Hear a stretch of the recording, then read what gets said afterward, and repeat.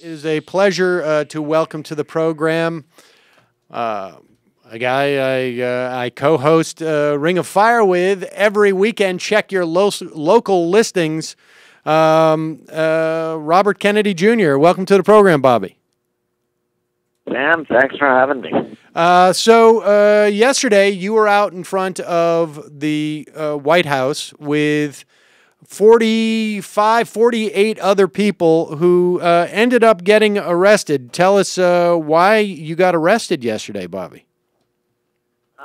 We were protesting the XL pipeline, or demonstrating to support what we hope will be President Obama and John Kerry's decision to derail the XL pipeline, which, according to James Hansen, who's NASA's top climatologist, if it is constructed, will be, quote, game over, end quote, for the climate and for civilization. And this project is a giant boondoggle that will enrich a handful of billionaires, oil service companies, and oil refining companies, including the Koch brothers, who are two of the major,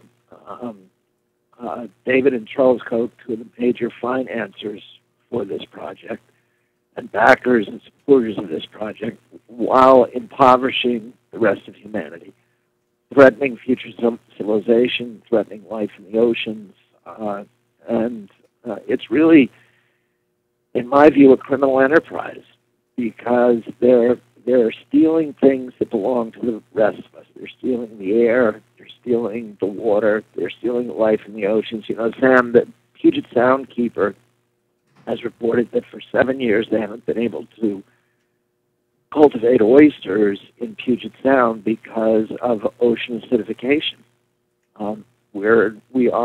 The carbon in the air is not only rising sea levels, but it's also acidifying the ocean, so that the organisms that live in the ocean, the corals, the clams, the bivalves, many of the shellfish, and a lot of zooplankton who have calcium skeletons, essentially, or exoskeletons, will no longer be able to mobilize calcium out of the water column and won't be able to create shells or skeletons for themselves. And this is not something that's happening, 50 years from now. It's happening today. And it's happening because the way we're burning carbon. And the tar sands in northern Alberta are not just destroying one of the great wild ecosystems left in the world in northern Alberta, but if we actually burn them, they have as much oil up there as Saudi Arabia, the entire Saudi Arabian oil fields from the beginning of their history. And each barrel of oil produces 3 times the amount of carbon as every barrel of Saudi oil. So this really, if they're given a gate to sell this to the world community, there will be no stopping them, and they will burn every bit of it, and our children will have a world that is extraordinarily impoverished and diminished. And so this is a project. Now, I don't like doing civil disobediences. As you know, I was in prison in 2001 for civil disobedience in Puerto Rico for the summer of 2001. But I'm an officer of the court. I'm an attorney. I've brought hundreds of cases. I would prefer to be in court. But in cases where democracy has failed, where our justice system has been subverted, as has happened here, the only recourse for citizens who feel a moral responsibility to future generations or to the poor of our planet is civil disobedience. And in some cases, I believe that we not only have a right, but we also have a duty to engage in civil disobedience. And here, democracy and our justice system has been undermined. The oil companies announced $100 billion in profits. When I talk about this year, the richest corporations in the history of mankind. That's not revenues, that's profits. And they're using large amounts of that profit to funnel to the our nation's capital, to make indentured servants of our congressmen and our other political officials to fix the laws and rig the system so that American people can't participate in this decision-making. We had beside me on the fence, on the White House fence yesterday, we had a lot of Nebraska farmers who want to stop this pipeline from going through their fields, but they have no property rights. The pipeline companies have rigged the system so that they don't even have to ask permission. They can just put it right through your property, and it doesn't matter what it does to the value of your property. Now, as a good example, the biggest barrier, the biggest impediment to wind and solar, which are cheaper than oil and gas, much cheaper according to the latest reports out of Texas, the biggest barrier is that we don't have electric transmission systems in this country. But renewables need electric transmission systems, but we don't have the power that the oil companies have to barrel over local regulations and local property owners. And as a result of that, Sam, over the past 10 years, there have been fewer than 600 miles of electric transmission systems built in this country. While during the same period, there's been over 10,000 miles of gas pipeline. And that illustrates the extent to which they've subverted our democracy and our capacity of localities and individuals to participate in the political process and challenge their plans for our country. You know, you mentioned the fact that there was a wide array of activists and protesters who were arrested yesterday. You mentioned that ranchers from the Midwest and obviously folks who had, and as you're explaining, their property taken by eminent domain. Ranchers from Texas, there were farmers from the Midwest, there were Catholic priests, there were a number, virtually every denomination was, religious denomination was represented on the handcuff to the White House fence. I was standing beside Julian Bond, one of the iconic figures of the civil rights movement. So everybody recognizes that all of these issues are ultimately intertwined. The civil rights of the American people, democracy, justice, and the sovereignty of localities and the proprietorship of land ownership and property ownership in this country. That's why I want to highlight is that you have you've written extensively about the concept of the commons, and what we're seeing here is, and you describe this as a criminal syndicate. What we're seeing is essentially people, certain entities, oil companies' profits, basically making their profits off of costs that are spread to the rest of us. I mean, this is not, I mean, the parallels between what we see with the financial crisis, where profit was taken for private hands, and then the costs and the risk ended up socialized because we ended up backstopping them. This is what happens every day when we talk about burning these fossil fuels, is that the externalities and the costs are borne by all of us, and in this instance also our future generations, because of what it's doing to the planet. Talk a little bit more about the sort of that aspect of this. I mean, of course, the overriding issue here is that it is a threat to our civilization, but the dynamic in which this threat is taking place is really driven by the same forces that we are fighting against on a daily basis, in terms of corporations imposing their costs on all of us and not pricing in those costs into their profit-making machines. Well, that's absolutely right, and that's why, Abraham Lincoln said during the Civil War, I have the South in front of me and I have the bankers behind me, and for my nation I fear the bankers more, because he understood that these great agglomerations of corporate power, private corporate power, were the biggest threats to democracy. And these were the same forces, the kind of feudal plutocracies that our European ancestors fled Europe to come to the United States to escape and to, own their own property and participate in their own government and govern themselves. And now we're returning to this plutocracy, and, the sock puppets for the plutocrats of the Republican Party, they should be called the Replutocrat Party, because that's where they're taking us. And they say they believe in free market capitalism, but actually what they're really giving us is a kind of corporate crony capitalism. In a true free market, actors in the marketplace would have to pay all the costs of bringing their products to market.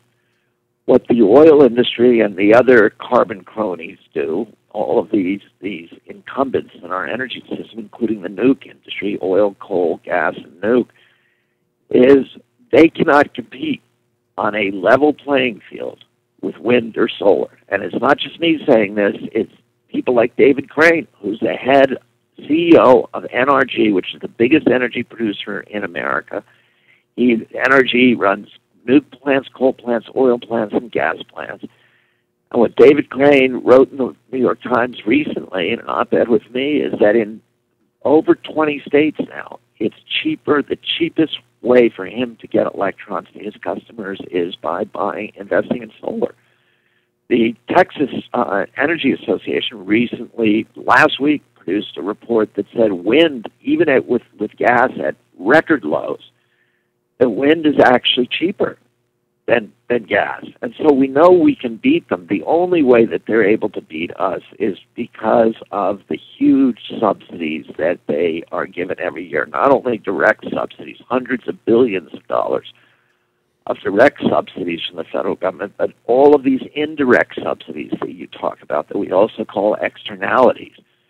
The fact that every freshwater fish in America is now contaminated with mercury because of coal-burning power plants, and that imposes costs on the American people.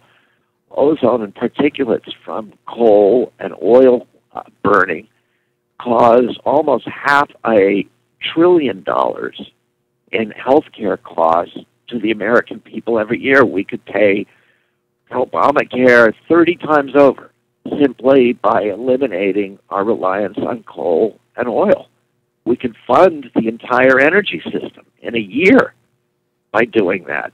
And that's not even talking about the other costs, many, many other costs, including the oil spill in the Gulf, the oil spill in Valdez, the millions of oil spills that occur every year and poison our waters, poison our fish, poison our children with benzene, toluene, and xylene, that cause escalations in cancer rates, and the wars.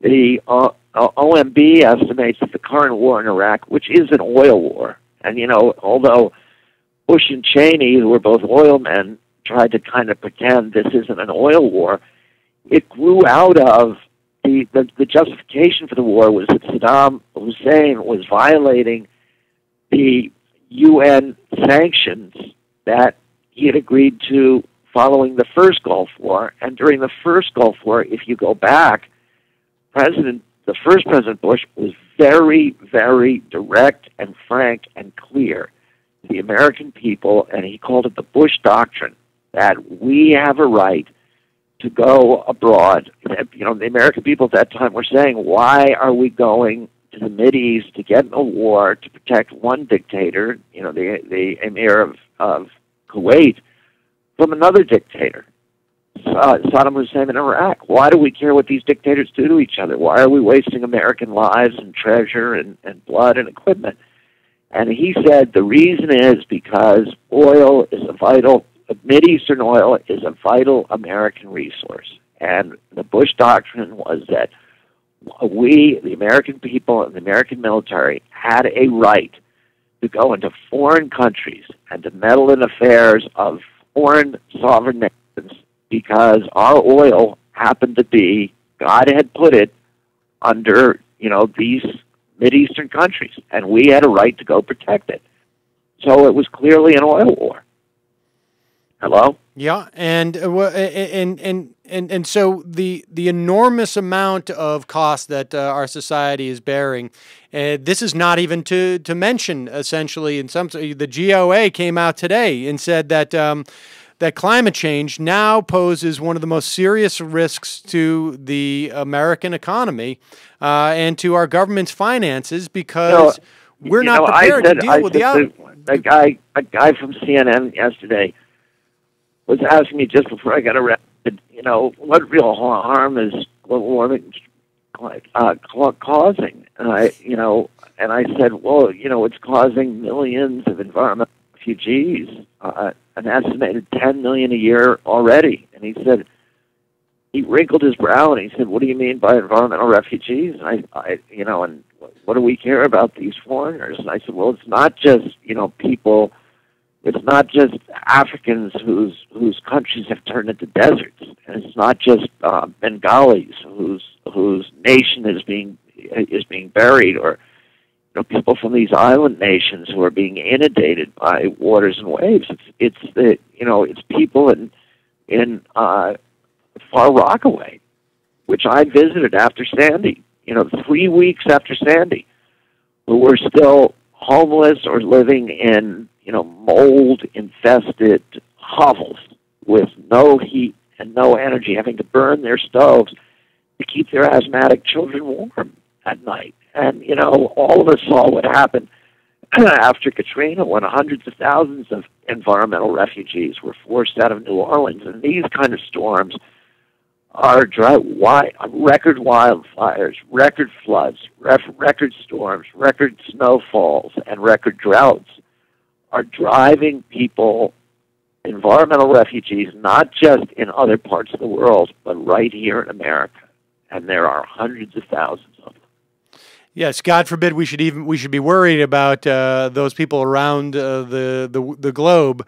I guess at least there was something to satisfy the CNN reporter in terms of domestic. Our government has spent more than $80 billion on disaster relief since 2004. The number of disaster declarations hitting a record in 2011 with 98.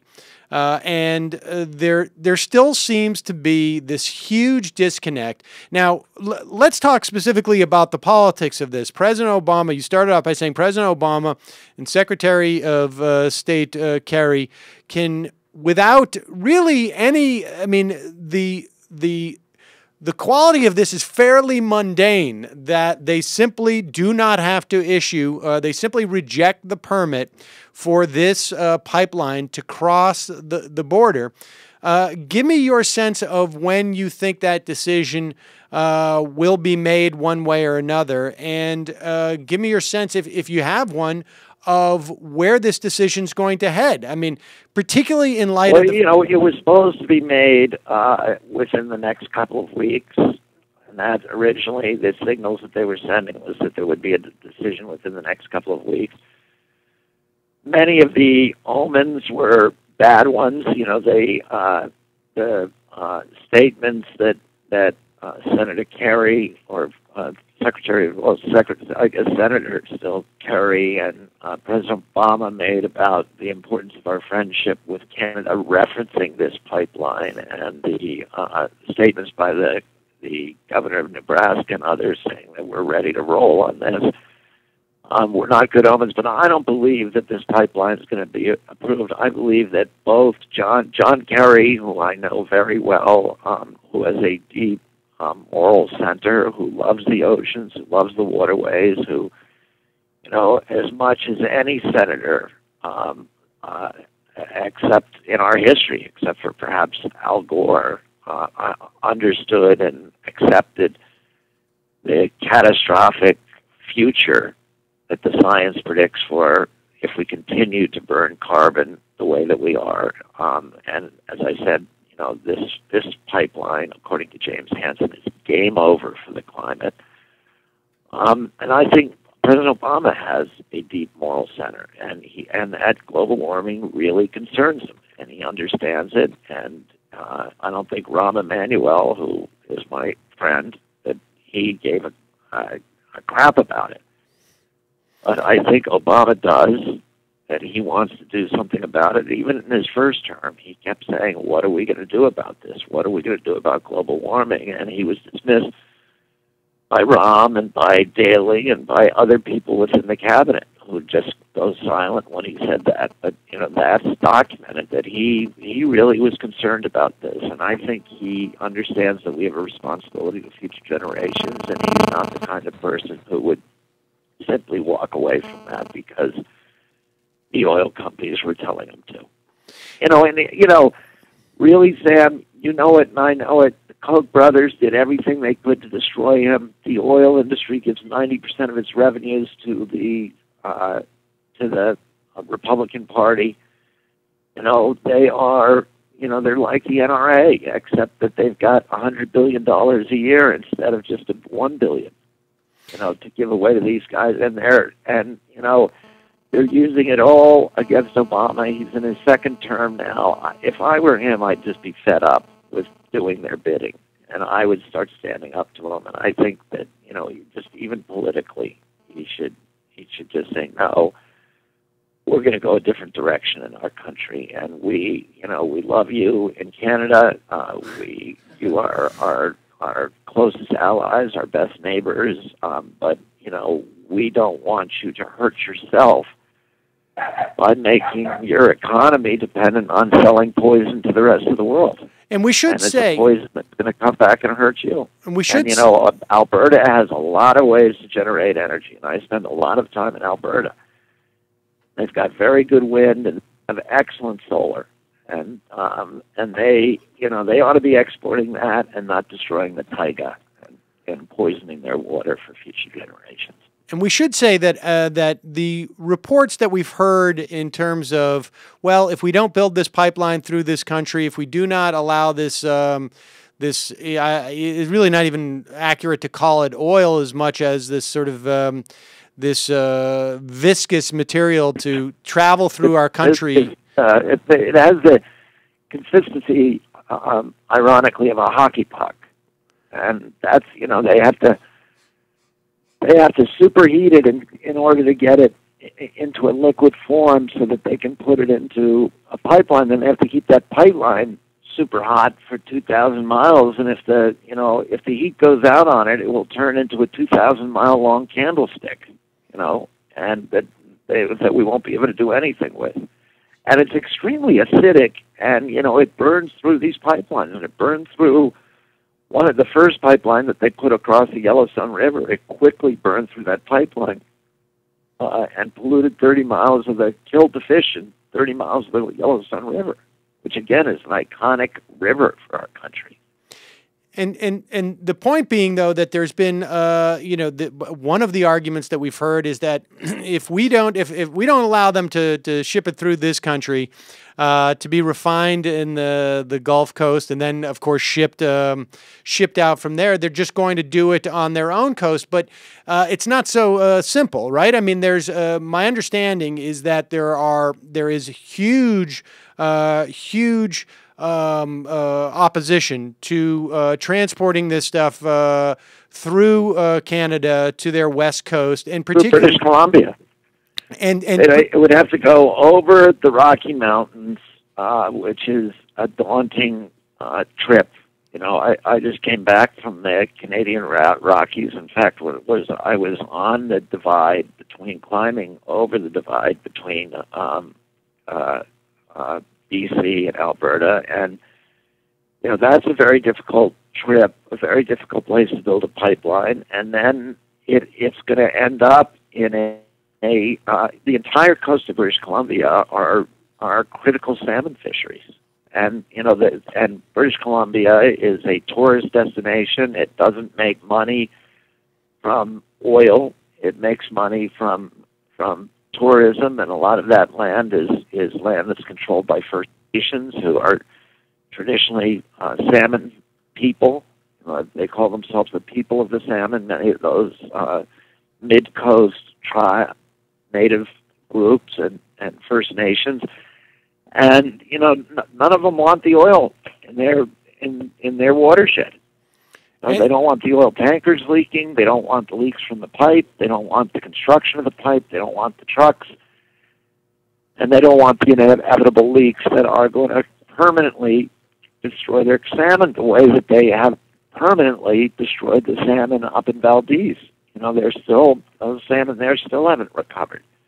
I mean, the fishes up there have not recovered. They still have high levels of benzene, toluene, and xylene, other contaminants, and their high levels of their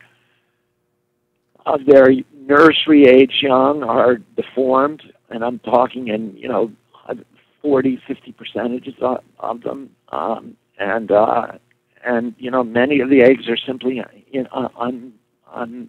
unviable. So people know this in BC, and they don't want it.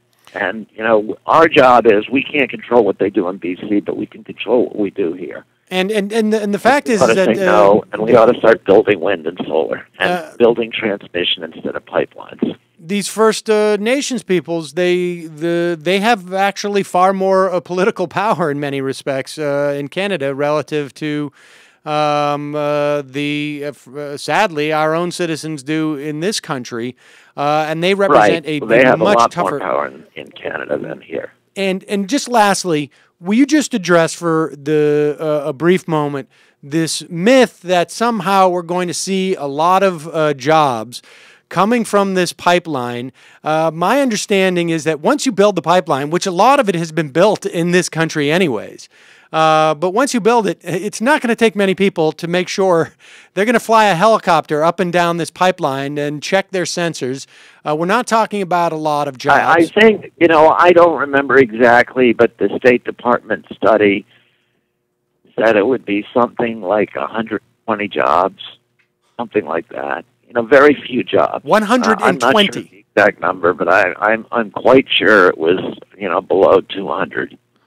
And so, yeah, I mean, when you get that low, almost it's irrelevant. I mean, obviously, this is not the job maker that people say it is. And there's some that are saying that even what you're going to see is raising gas prices in the Midwest because these pipelines at various times are going to be used to basically get the cheap gas out of that area. And so there's no economic benefit but for a very narrow group of carbon interests. I know you've got to go in a moment, Bobby, but is there anything else you want to add? And first off, again, appreciate your going down there, and I have a tremendous amount of admiration for you. I've seen the video of you of being arrested, walking off in those plastic cuffs, and really appreciate your lending yourself to this cause.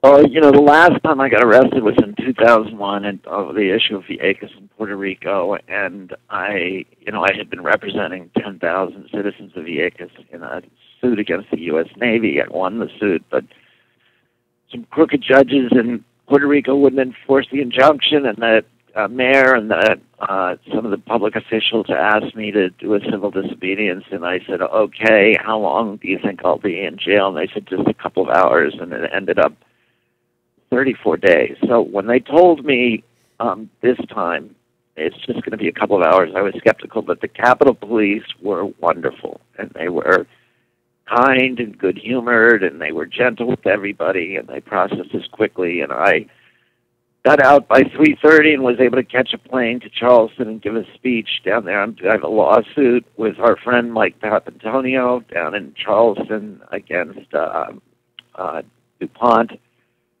for polluting the city of Parkersburg with some deadly chemicals, and then lying about it for 60 years.